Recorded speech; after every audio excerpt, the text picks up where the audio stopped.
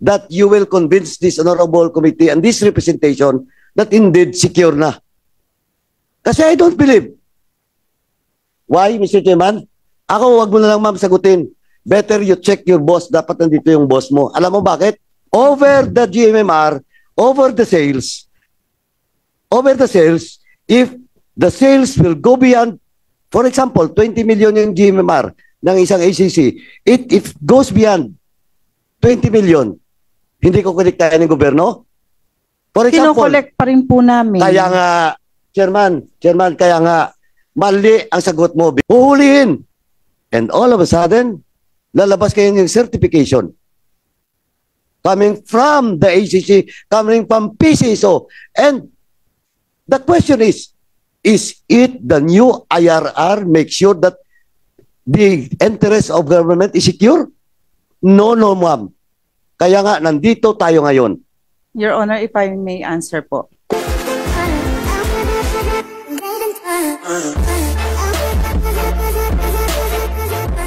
Maybe mamaya i-explore natin yung issue nyo na we'll be asking muna yung kay Congressman Paduano, then Congressman Flores, then Congressman Momo. Babalikan ko na lang yung mamaya. Sige, go ahead. Ito lang, gusto ko lang ituloy yung line of questioning ko. Anyway, Mr. Chairman, when you ask the good lady with regards to secured and fixed, did I hear it right? You answer yes? Secure and fixed? You said yes? May cases po na mga ACC. No. I'm just asking. Did you answer yes? Yes po. Yes. Okay. Mr. Chairman, mali. I will tell you, ma'am. Fixed and secured. Now, again, let me go back to 6 years ago. As I've said, that GMMRR is just a palliative solution of government making sure that this AAC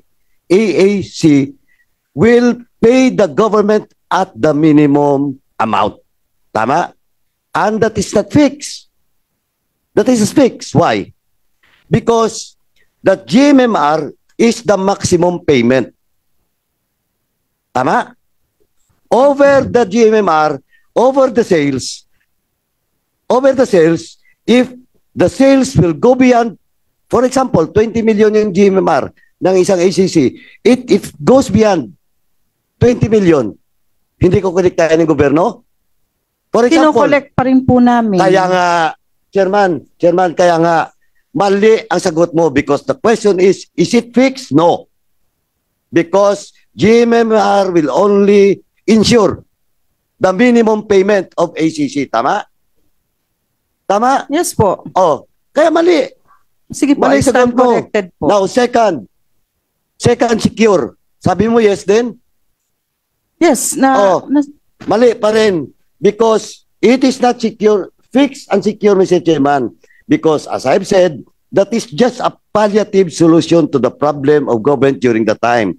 Now, kaya nga binalikan ko, sabi mo 3 years ago, o 3 years, may IRR kayo na pinirmahan ng presidente. Tama? Yes po. Now, what is the difference? We're talking about the GMMRR. What is the difference? Just to make sure that now, upon the signing or the implementation of such new IRR, the collection of government sa ACC is secure. What are those specific steps from your IRR that you will convince this honorable committee and this representation that indeed secure na? Kasi I don't believe. Why, Mr. Chairman? Ako, wag mo na lang ma'am sagutin. Better you check your boss. Dapat nandito yung boss mo. Alam mo bakit? Kaya nga nagka-problema tayo dito sa STL with the PNP. Di ba? You are present at the last hearing. Tama? Nandito ka, di ba? Last hearing po. Wala po. Wala ka. Yun ang problema. Mr. Chairman, again, dapat on the next hearing, Ms. Gaboyo should be present for continuity of the discussion, Mr. Chairman, and the GM. Now, to inform you man, on the last hearing, a lot of complaints, kawawa lang yung mga police lagi, of course, except for a few na bad eggs na involved in illegal gambling, kawawa laging pulis. Kasi ma'am, alam mo, ang report nila, they will apprehend bukis.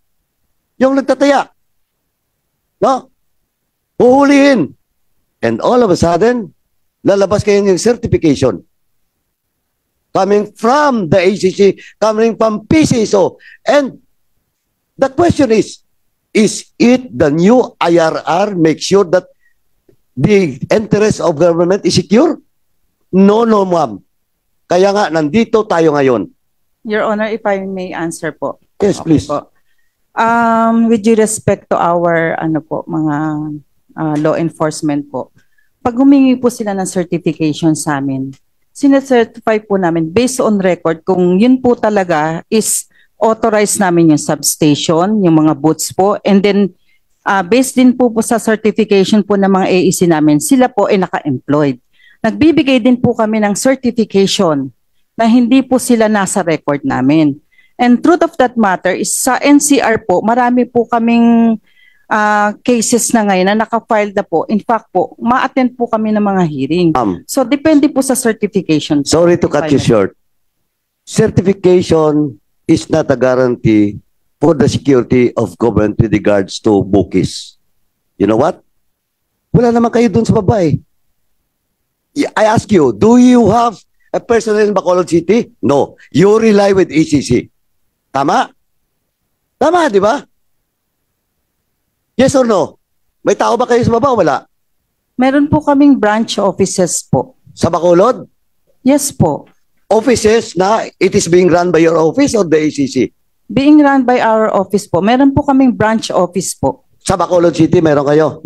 Nasa Are you Silay, nasa Silay po siya naka-station. Okay, Pero sa buong excuse me. Negros Yeah, go ahead, Occidental Sandali po. You're talking about Silay. I am from Bacolod City. I am from Negros Occidental. That office is being run by ACC. May tao kayo doon, isa. Tama? Ano po yung office? Baka po substation ng AEC po. Madam, Baka po yung Madam, nire-refer ko po na branch office po. Silay covers the whole Negros Occidental. Yes po, yung branch Nandun office yung po bola. namin. Nandun yung bola, di ba? Yes po. Oh, nandun din yung ACC nyo.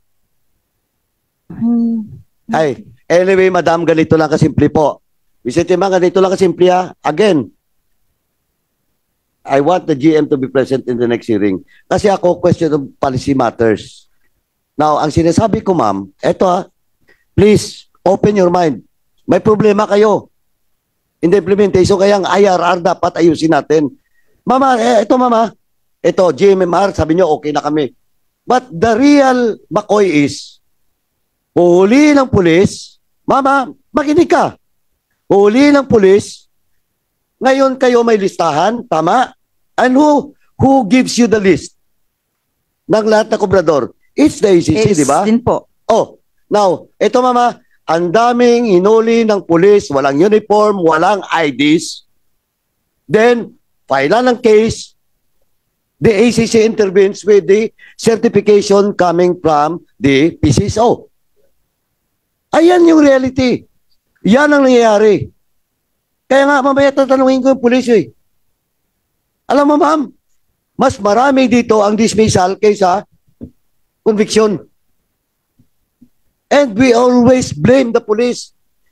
Supposedly, tayo. Sabi ko nga, that was 6 years ago. And nothing happens. And you cannot convince me that GMMR will fix and will secure the interest of collection of government. Ma'am, please.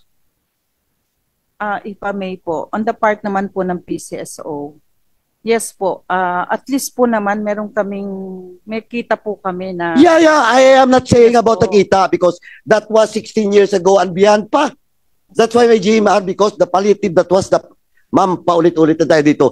Sabi natin 7 years ago, problema STL, anong palliative solution? GMR.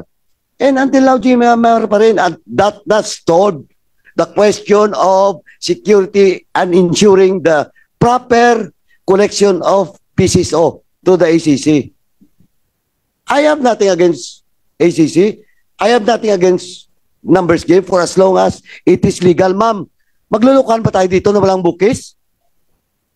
And that's why nga po we are asking for help din po from the Kaya nga our ang law sinasabi ko sa iyo, enforcement po. ma'am, you should be straight to answer my query. Yes It po. is a matter of policy. Lang tanong ko lang diretso, may bago ba doon sa GMR? Just to make sure na may cap ka at the same time, sigurado ka na walang bukis? We are not sure if there's a... That's why I'm not talking about specific. Your Honor, Ma'am, ganito lang po. sandali. Opo. I am not talking about specific. I just want to see if that palliative solution was already assessed and improved by the PCSO just to make sure that the security of collection for the National Treasury or the National Coffers will really go to the government, hindi na madaya ng mga ECC. Yun lang po. Yes po. O i-cite mo nga, anong bago ngayon? Your Honor po kasi Sa issue ko yung GMRR din po nila, nagbabago po yan kasi every 3 years po subject sila sa renewal. Madam, again, Madam, you never get my point. Pasensya na po. You never get my point. Magbabago yan na akyatan because of the population. But still, your formula is still the same. But it never answered the issue about bookies. It never answered that issue about security of collection of government. Raising the GMR is a solution that is still a palliative solution for the government. What we are fighting here and what we are investigating here is all about illegal gambling operations, not only the GMR. And you in government, supposedly, you should make sure, because you're the agency entrusted by that STL, you should ensure that the government will lose nothing with regards to collection. Your Honor, we are also one in you po na to eradicate po din itong illegal gambling and to raise revenues po. Yes, but what I'm saying is, babalik ako dun sa policy nyo. Wala. Nothing new. Raising the GMR will not solve the problem of bookies. Tama. Ang sisihin natin lagi, yung enforcement agency. Kayo kasi enforcement agency. Yung iba sa inyo dan bad eggs. Kayo kasi enforcement agency, hinuhuli nyo na certified yan na kobrador. The figure will show, ma'am. The figure will not lie. That's why, again, I hope pag-usapan nyo, ma'am, what will be not a palliative solution, but a strategic solution to curb illegal gambling operation or bookies with regards to STL. We will po, Kasi Your Honor. I am not satisfied with your answer. Kasi ang question ko is a matter of policy, not raising the GMR of ACC, because raising of GMR of ACC, of course, additional collection or fund for the government or resources from the government, but that is not the solution for illegal gambling. Dapat ilagay natin sa isip natin that this is not the problem of the police alone. This is the problem of the agency that supposedly regulates its numbers game, and that is PCSO, madam.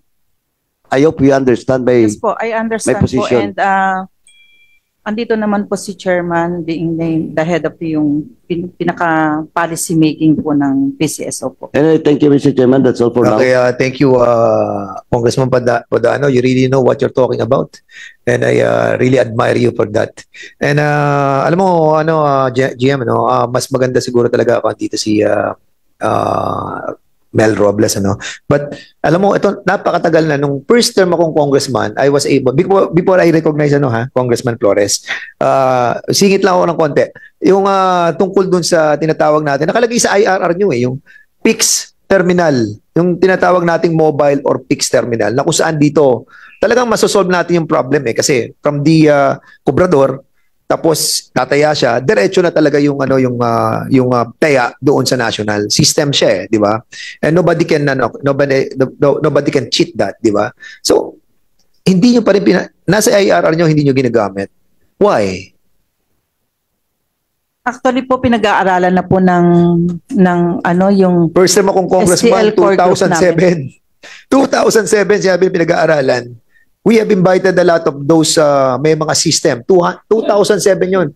2010 second term ko, pinag-aaralan. 2024 na ngayon, pinag-aaralan pa rin.